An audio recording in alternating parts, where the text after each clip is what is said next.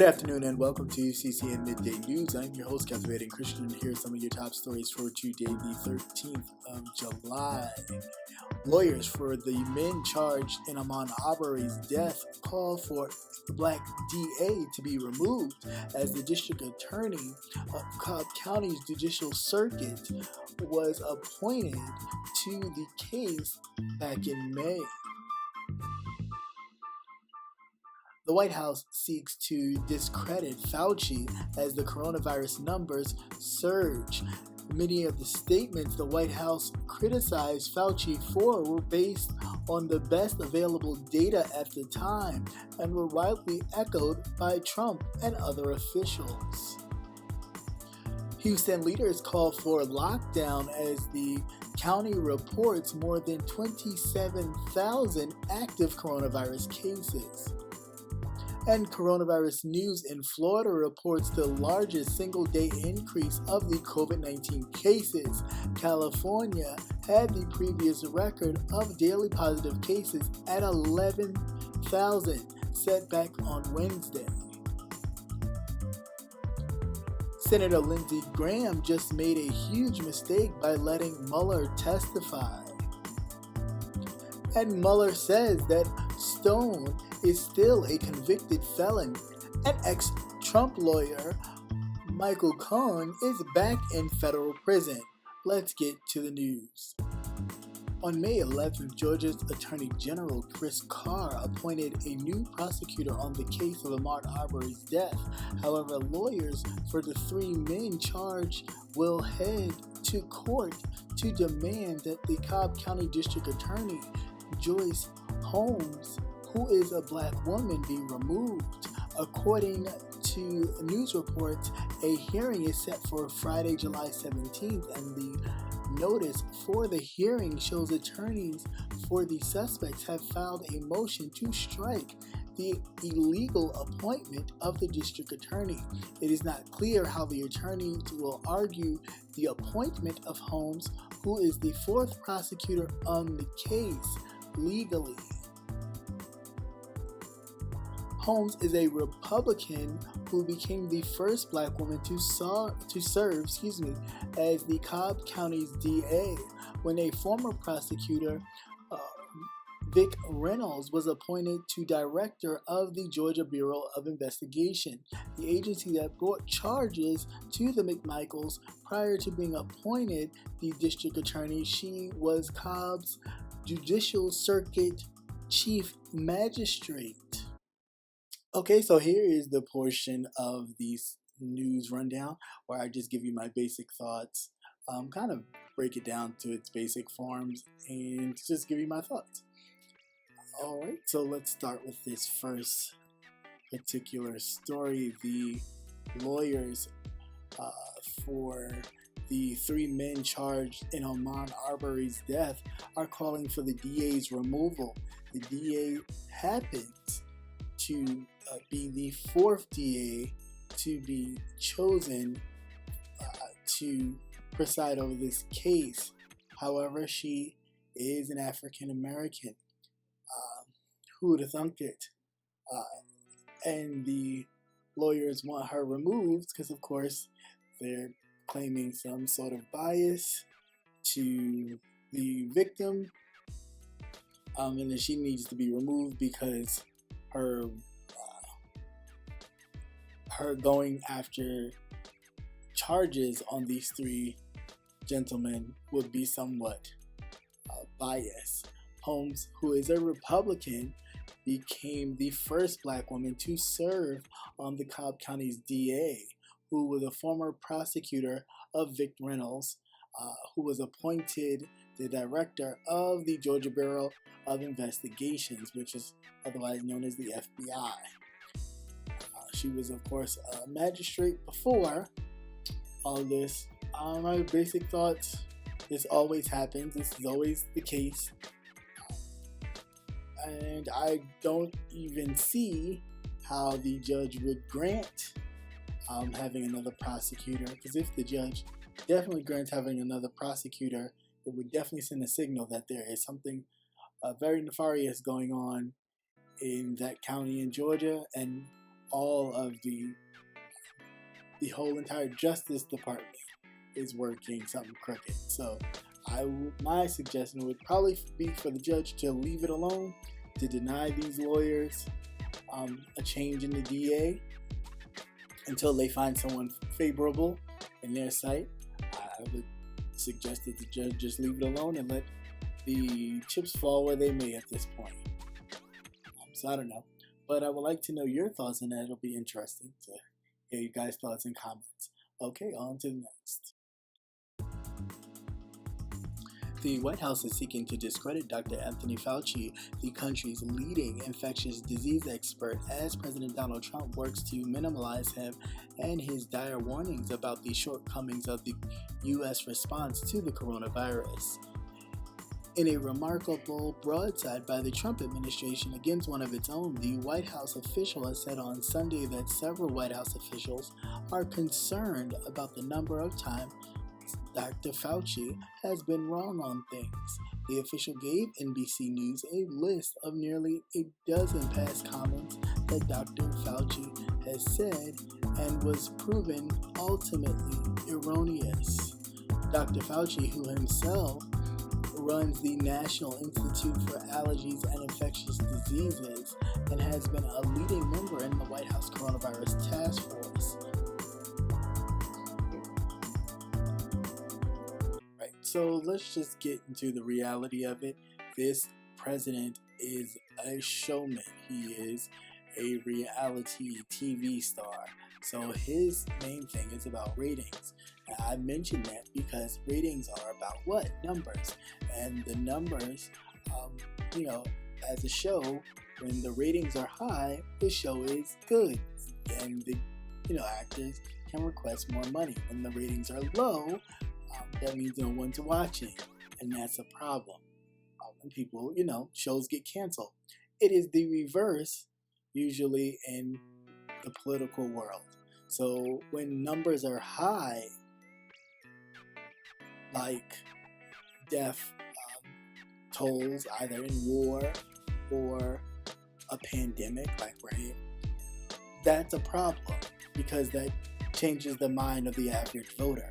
The more people who become infected and or have to deal with relatives dying from this virus and not being able to visit, or the limitations that are set due to wearing masks and shopping and normal things, poll numbers and poll opinions start changing, and that makes political officials very nervous.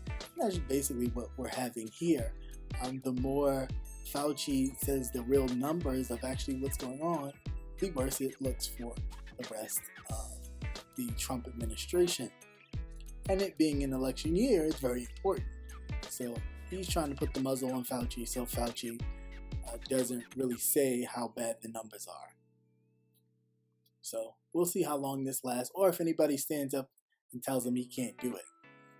We'll see if that happens, other than, the normal. Houston leaders are calling for another lockdown as the numbers of active cases of the coronavirus in the county increased by more than 27,000. On Sunday, Houston's Harris County, the most populous county in Texas, has been hit the hardest in the Lone Star State. Texas Governor Greg Abbott, who has previously resisted a mass order in the state, warned Friday that the state will need to lock down further if the case numbers don't decrease. Houston Mayor Sylvester Turner said on Saturday that he disagrees with Abbott's plan to reopen schools. It makes no sense to be having this conversation while the virus is out of control, Turner said, according to CBS Houston. You don't send your kids back to school when there's a raging fire, and the fire is still burning in August. The number of people hospitalized statewide increased again Sunday to more than 10,000 people, and there are 977 open ICU beds. The hospitalization rate has increased every day since June 11th, when 2,008 people were hospitalized. This is really funny to me because I'm trying to figure out how all of a sudden, now that the numbers are soaring as high as they are in Houston, that the governor, Governor Abbott, is so concerned. When New York was going through their spike in numbers, a lot of the officials, instead of taking it seriously and kind of buckling down, that's because New York is a melting pot, or that's because, trying to downplay the seriousness of the situation. Now we have numbers that are rising beyond capacity in some cases. And once again, people are starting to, doctors are making the choice of who gets to live and who gets to die. And that becomes a serious problem in society whenever, society gets to pick who lives and who dies. There's always going to be a problem. So as this pandemic rages on and the numbers begin to skyrocket, things are going to really look very sketchy and scary.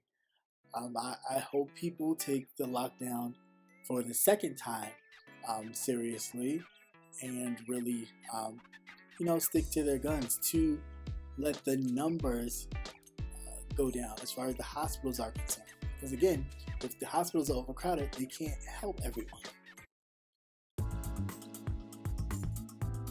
Florida shattered the national record on Sunday for the largest single-day increase in positive coronavirus cases in any state since the beginning of the pandemic, adding more than 15,000 cases as its daily average death toll continues to rise. According to the state's Department of Health statistics, 15,299 people have tested positive for the coronavirus, for a total of 269,811 cases and 45 deaths on record. California had previous record of a daily coronavirus positive case of 11,694 set on Wednesday. New York had 11,571 on April 15th. The numbers come at the end of a grim record-breaking week as Florida reported a 514 fatalities, an average of 34 per day. 3 weeks ago, the state was averaging 30 deaths per day. Since the pandemic began back in March, 4,346 people have died in Florida of the COVID-19. Testing has doubled, however, over the last few months, going from 25,000 tests per day to almost 50,000 tests. But the percentage of people testing positive has risen more drastically. A month ago, fewer than 5% of tests came up positive on a daily average. Over the past week, the daily average has exceeded 19%. That's about 10.7% of Saturday's 143,000 tests came back positive. And here we have, with Florida, once again, another state with record numbers. And Florida has just come out with the actual real numbers, the same numbers that they fired one of the data analysts for reporting that the numbers were actually really higher than what Governor DeSantis was saying. And it comes to be that that's exactly the truth. The numbers have been very high. Florida just had its top spike in the one-day cases, beating out California, who was in first place, and New York, who trails third for their one-day highest number of coronavirus cases, which to believe that the virus, however it is contracted, is very serious and nothing to be taken lightly.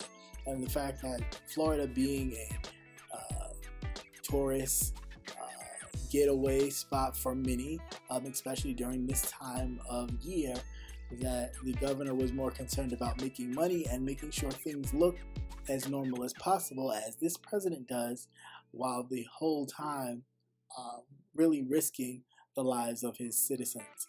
And that's really the question when you start to ask, is your public official really concerned about you, or are they more concerned about themselves and how they look to the rest of the world, or the rest of the country? And that's the sad part.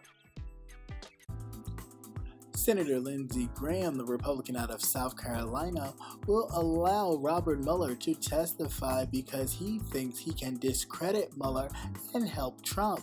But he has made a big mistake. Democrats on the Senate Judiciary Committee have been trying to get Graham to allow Mueller to testify before their committees, and he has finally granted their request. Graham isn't breaking with Trump, with whispers growing that Graham's seat could potentially be in play in South Carolina. The Senate Judiciary Committee chairman is allowing Mueller to testify as a Hail Mary to earn points with the Republican voters in South Carolina, while trying to help Trump by changing the subject away from the pandemic.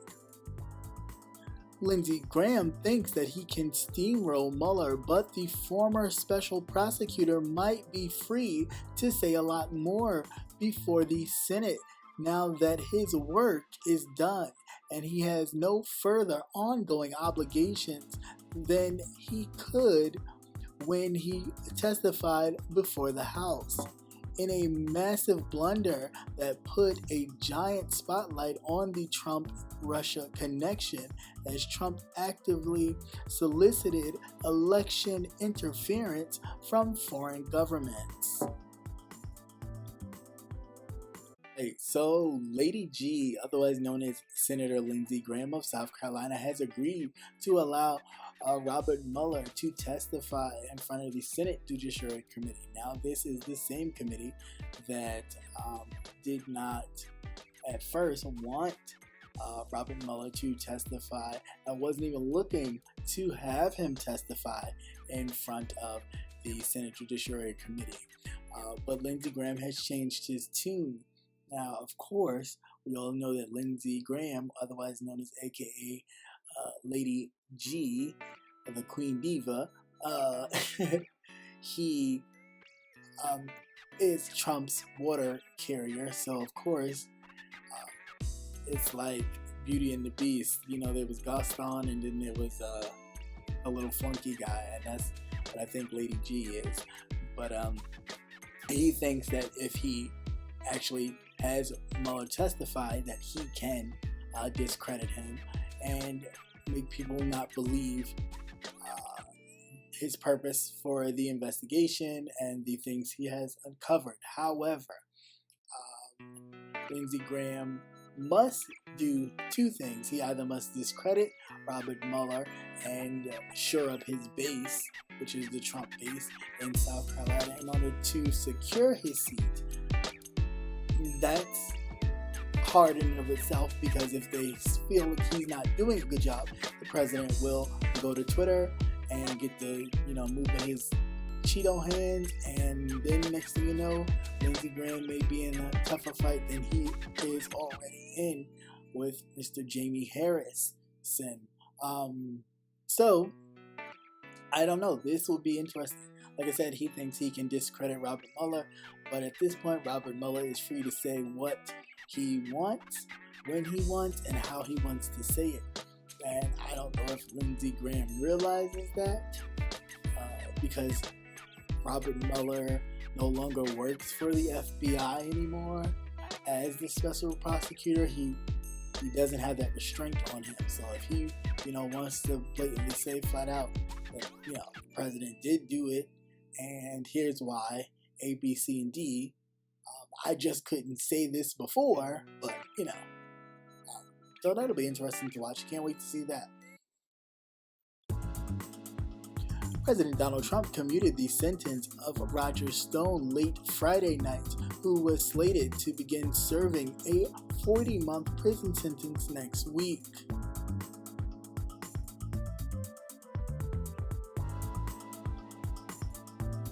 The former special prosecutor Robert Mueller says that Roger Stone, the longtime advisor to President Trump, will always be a convicted felon, despite his presidential commutation.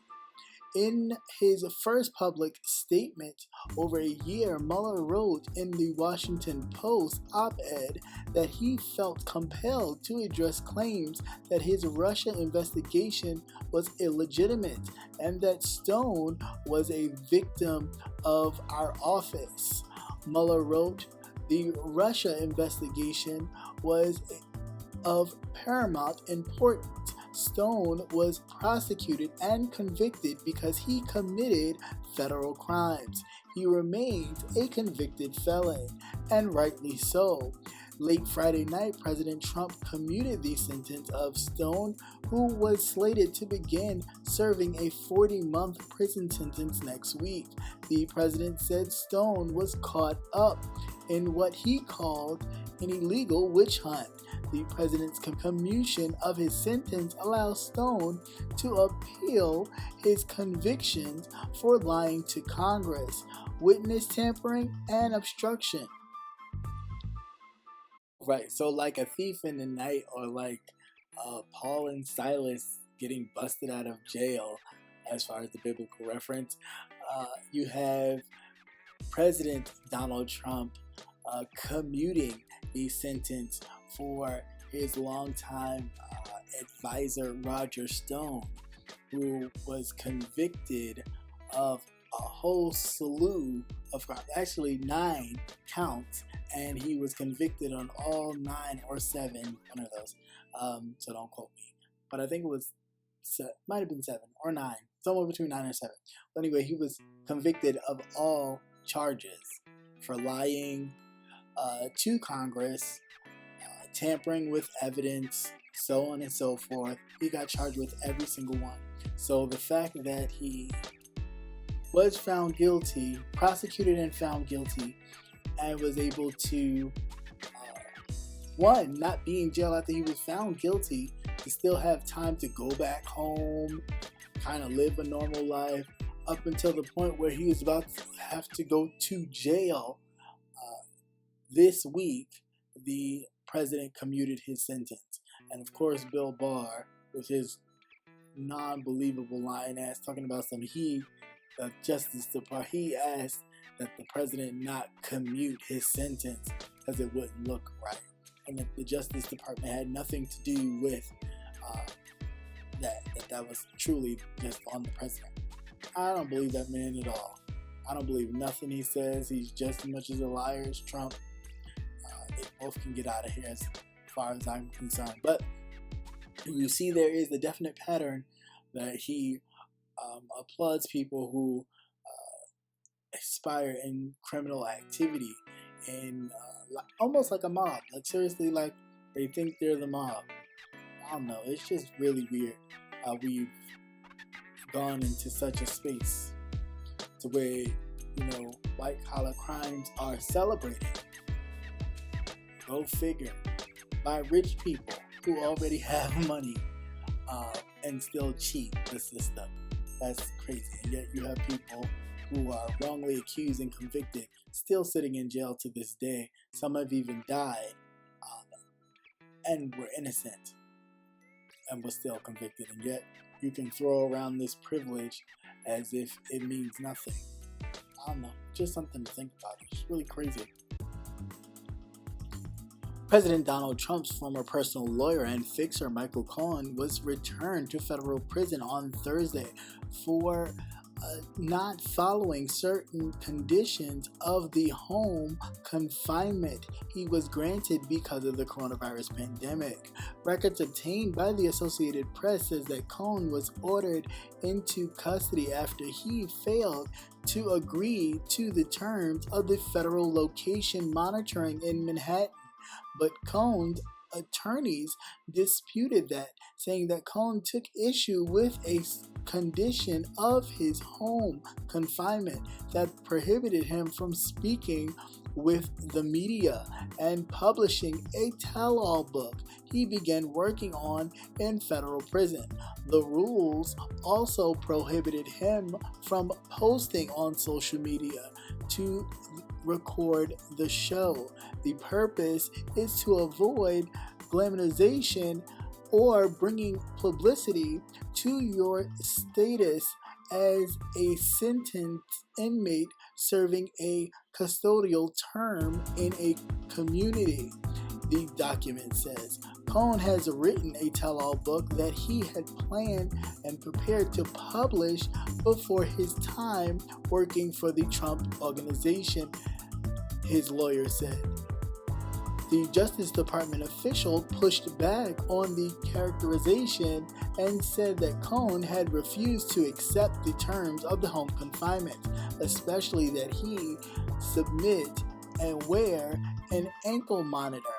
The official could not discuss the matter. My thoughts on this last story about the ex-fixer, a personal lawyer of Donald Trump before he was president, Michael Cohen, who was released out of federal prison due to the coronavirus pandemic, lucky him, and then got sent back to federal prison for not wanting to follow the guidelines of his home confinement, where he had to wear an ankle bracelet, allegedly. Okay, so some of us have those family members that we love to death, but they dibbled and dabbled in different situations, and you've seen the ankle bracelet. It's not the most fashionable thing, but some people probably bedazzle it or whatever, but I don't think it was that serious. However, Michael Cohen's lawyers say that is not the reason why he violated his parole terms or his home confinement terms. It was because he can't post or talk to the media or say anything or pretty much do anything. He still has to be in the house now or wear a monitoring bracelet so they know where he is at all times. I don't necessarily, I believe Michael Cohen's lawyer is actually 100%, just because it's like if he was in jail, even being in jail, he could still get, word out or say certain things. Media can still interview him because, they would be calling the jail for public phone. And when he had his privilege time, he would be able to call or answer any questions that any media outlet would have. So he would still have, the media outlets would still have access to him, although they would be limited. The same thing with writing a book and publishing and doing all that. So I am a little side-eyeing the whole situation because I find it to be a bit weird, just a tad bit, because I don't know. It almost looks like they knew they were going to release him, as far as the president is concerned. When I say they, that he was going to release due to the coronavirus pandemic, and they tried to find something to get him put back in jail because of the reason why he's in jail in the first place. And then he told all of the dirt that he knew on the president. So I think it's just a revenge thing personally, but who knows? I definitely see Michael Cohen running his mouth as soon as he was home to anybody, any news outlet, anything that would have an interview with him. I could see him just right off the back telling it all. But they tried to put a gag on it, I guess, the best way they could, which was, we'll send you back. So, I don't know. But again, something very interesting to watch. And until next time, you have a great day. Once again, thank you for watching CCN Midday News. Hope you enjoyed. Please like, share, and subscribe. Also hit that notification button so you will never miss another news update. Have a great day. Peace.